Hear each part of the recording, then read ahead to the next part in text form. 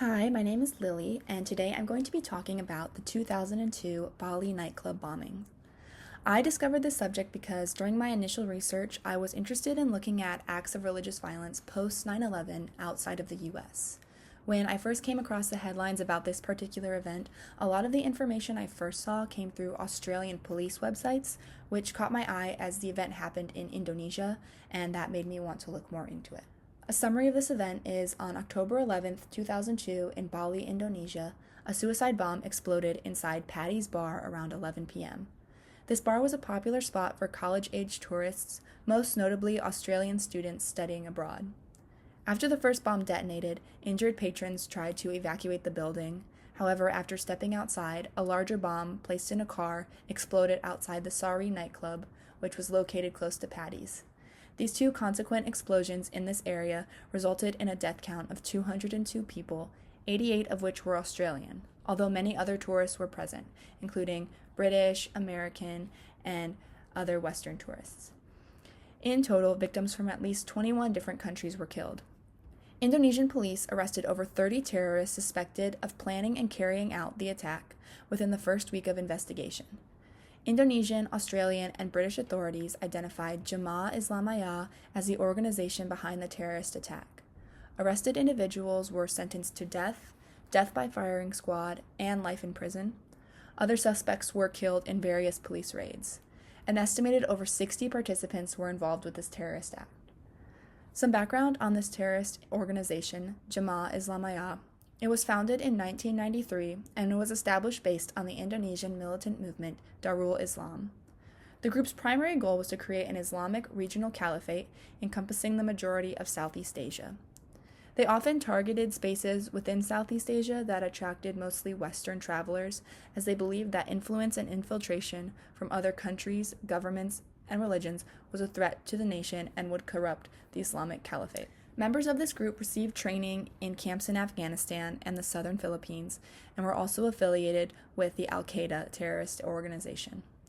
Between 2000 and 2005, Jemaah Islamiyah was responsible for the bombings of multiple other public places such as hotels, embassies, and churches.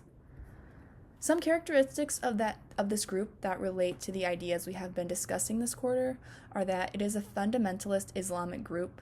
They believe that a secular government is illegitimate and an Islamic caliphate is the only correct form of government.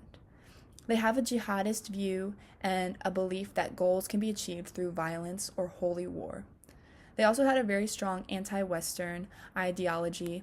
They believe that Western ideas, especially those of the US, posed a threat to Islam. They wrongfully occupy Islamic territories and therefore must be eliminated. This theme of threat to a religious group is something very common that we've seen this quarter. Some similar instances of religious violence include the 2008 Mumbai bombing, where a hotel in India was bombed by another terrorist group that was backed by Al-Qaeda. This event also targeted Western citizens.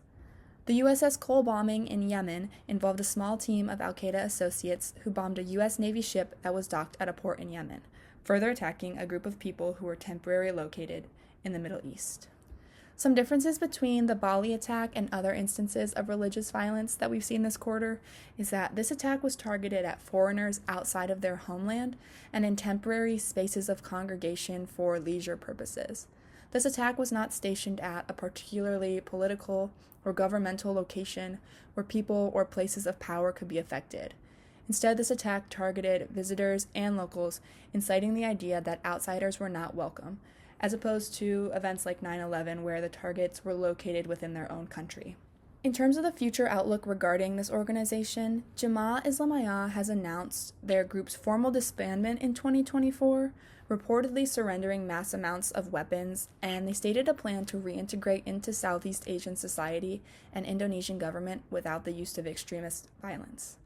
However, their extremist influence still remains, as the group was responsible for a number of boarding schools and publishing houses during their active years.